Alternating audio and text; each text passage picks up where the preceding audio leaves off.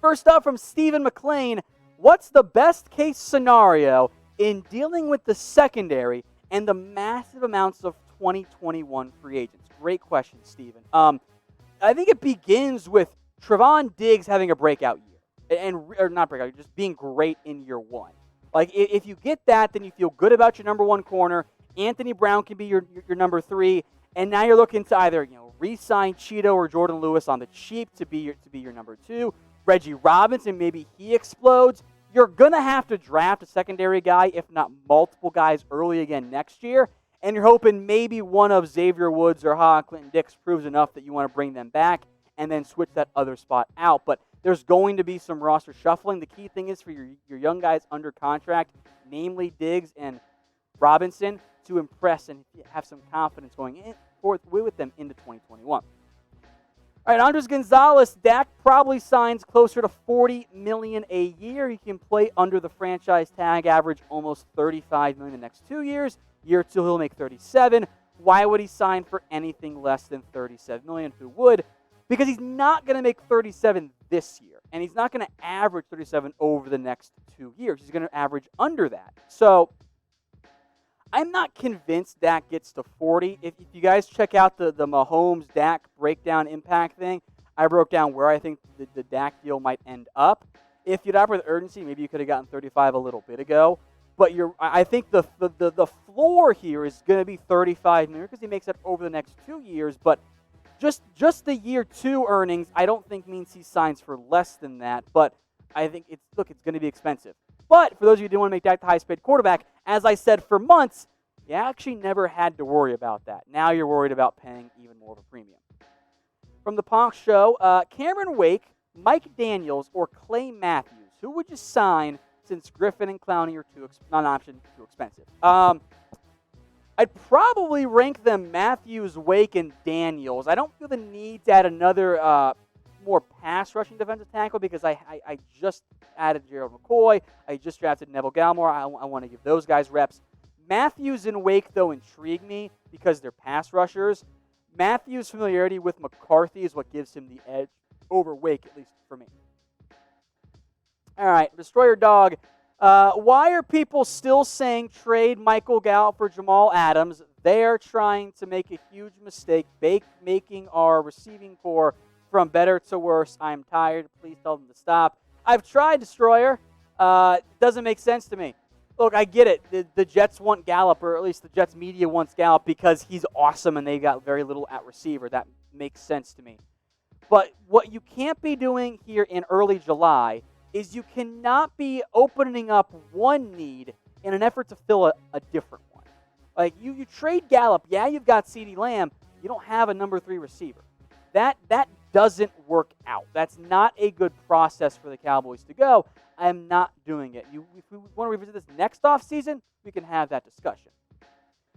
Now, executive producer James really wanted this question in here. Is CeeDee Lamb one of the greatest college football receivers ever? 1 for yes, 0 for no. That was the claim from RJ Ochoa, who I like, friend of the show, over at Blogging the Boys. Greatest ever. One of the greatest of all time. Literally one of the greatest ever is what the headline says, which not the proper. See, I knew this was going to happen.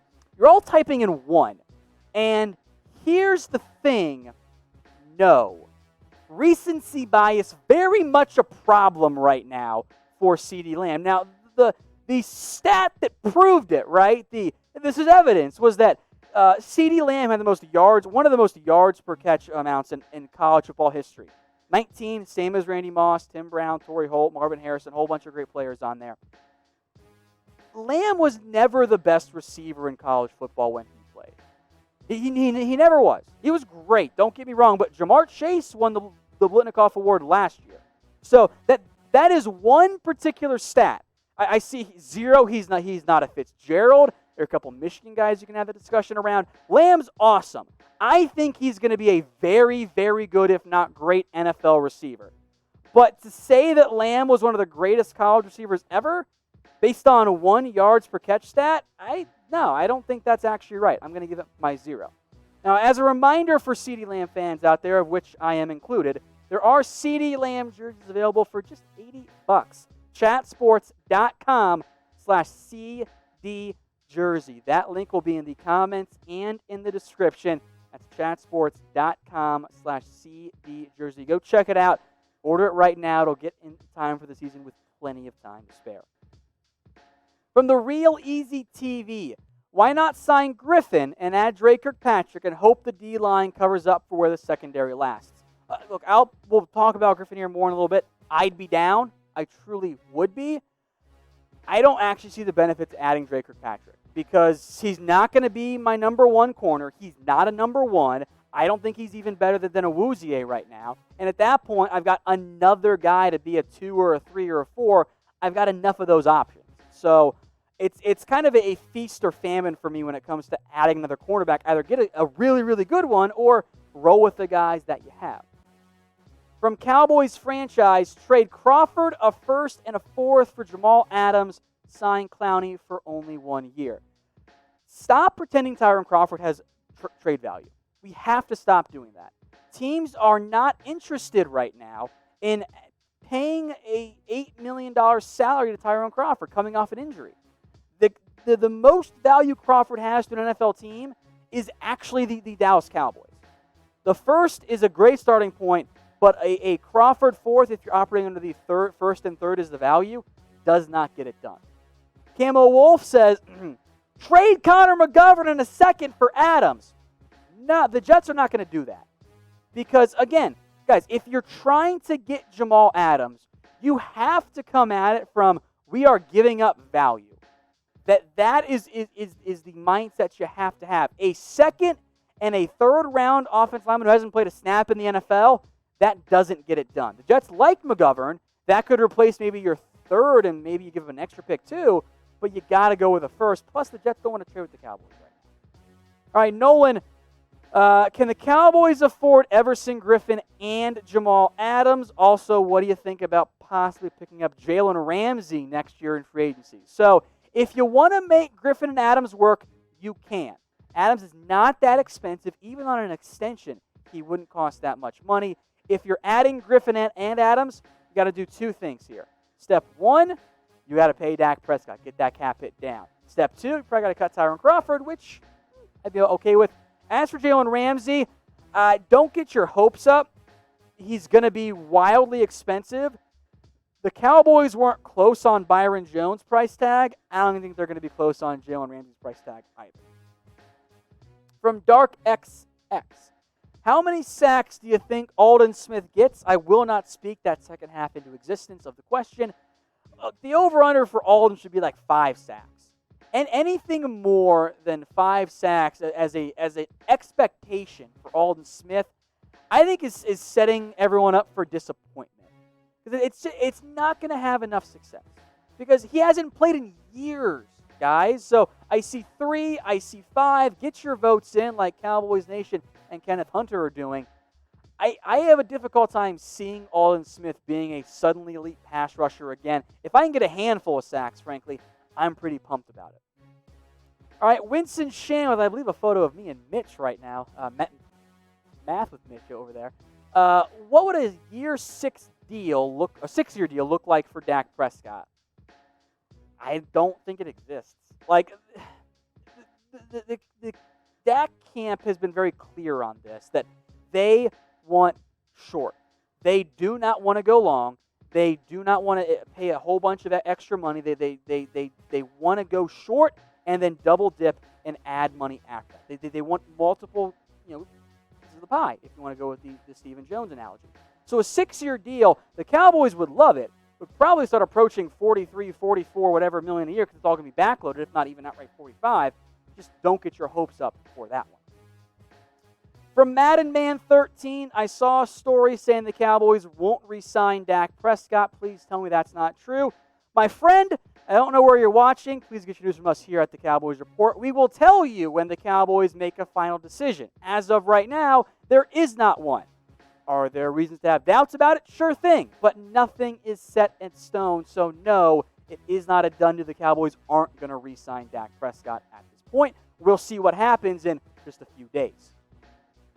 Now, these Cowboys Stronger Together t-shirts and hoodies are on sale, 30% off at chatsports.com. patreon.com/Cowboys Strong. I like the way they look. And as a bonus, actually goes to a good cause. All the proceeds will go to the Salvation Army's COVID-19 relief funds. Most of the NFL versions of these go to the United Ways. The Cowboys, though, they go to the Salvation Army. So we'll get the link in the comments and the description. It's chatsports.com/Cowboys Strong. From the Champion fam, is Ronald Leary still an option? And you're great. I don't know if you meant I'm a great time, as in the show's a great time, or if you meant you're great Tom and you just misspelled it. Either way, thank you. I suppose technically, yeah, Leary's still an option. I think the odds of adding Leary took a hit when they added Cam Irving. That's one less roster spot available. Leary's not healthy, hasn't been healthy, and he's not the same guy he was. If you add Leary, he's going to be a backup guard. That's the key thing. All right, Camo Wolf, or 99 Forever, says Lewis first and a third for Adams. Now, this is more in line, and this, I think, is actually a pretty darn good deal. You offer Jourdan Lewis a valuable corner, with at least some value, and you get the first and the third. So you go beyond the alleged asking price for the Jets. I think that makes sense. I know we had a lot of questions on Jamal Adams. In a little bit, we're going to break down some of my dream targets to go out and get in terms of if you're trying to go all in right now. Curious how you guys feel about those options. Now, I was not going to bring this up because, first off, you guys were great, and no one asked me about adding Raheem Mostert. And then I was DM'd with the case and the argument that the Cowboys should trade for Derrick Henry. First off, get your votes in. Why for yes and for no? Because my DMs are open. I respond to questions I get on Twitter all the time. I wasn't going to put it on the show, and I'm still going to allow the DMer to remain nameless for his own sake. But the answer here is no. The pitch that was made to me was get rid of Dak for a first-round pick, trade for Derrick Henry, start Andy Dalton, and go with the elite running back by committee, and then pay Derrick Henry too. And to be blunt, despite what John Lynch thinks in the comment section, horrible idea. You can't use both backs at the same time. Like, those are our guys who want to run the football. So the answer is no. I didn't like it. I said I'd bring it up on the show. I see mostly ends coming in, proving once and for all I was right. All right, Alan Williams with a super chat. Thank you, Alan. How much would you pay Dak if you were in Jerry Jones' spot? So, Alan, I know you're subscribed. If you haven't already, check out the Mahomes-Dak comparison video I put out. I kind of answered this question along the way. The game I'm trying to play is, okay, Dak's my guy. I believe that for the Cowboys. I know what I have to pay him over the next 2 years in terms of average, in terms of a structure of a 2-year deal. So what's the price tag overall that would make the back 3-year deals more expensive than if I just tagged and gambled? And the number I keep coming back to is around $40 million per year. I don't want to go above that for Dak Prescott. I don't think the Cowboys have to go above that for Dak Prescott. Anything more than that, though, I think the best path is to tag and then try and gamble in terms of what things end up looking like long-term for a Dak Prescott contract. Now, we are live on the Cowboys Report every Thursday, later than usual today, just trying out some different stuff, seeing how you guys like it. So if you have not already, I'm not sure what you're waiting for, the half of you who watch the show but aren't subscribed. Hit that big red button and join the #1 Cowboys YouTube channel out there. From Kaiser Sose, don't know who that is. How many yards and rushing touchdowns does Zeke Elliott need to have a comeback year? It's a tough question to answer because, look, Zeke ran for 1,350-something yards and had 12 touchdowns. What do you come back to? Like, even if Zeke goes for 15 and 1,600, is that really a true, like, full-fledged comeback year? For me, a comeback year, player has to be bad.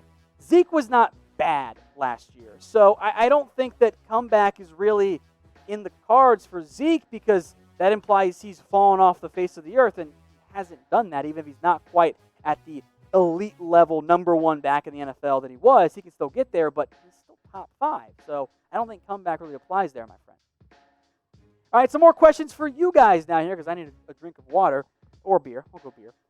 What's your area code? We'll give some shout-outs here as well. My phone still says 513. I don't know if that counts. Jeffrey says 518. And King J, don't worry, we'll get your super chat in the next Q&A. Michael says 717. Johnny says 210. Mike says 814. 804-760. 800-469-302. 313-760. I see 903/512. So again, phone and where you live. I like it. 336-915-800-069. Okay. 315-512, the 420. Okay. Sure, that one's in there too. 512-830-810-304-80, which is apparently Japan. I have no idea if that's true or not. 620-405. Keep those votes coming in here, folks. And in just a second, I'm going to get back with a little bit of a discussion on which players the Cowboys could go add for a big-time Super Bowl run. Hey, Cowboys fans. Thanks for watching the Cowboys Report. If you haven't already, click right here to subscribe to our channel for all the best Cowboys coverage on the internet. That's news, rumors, highlights, mailbags, film studies, and a whole lot more. And I'm making your lives a little bit easier as well with the next Cowboys Report video right here.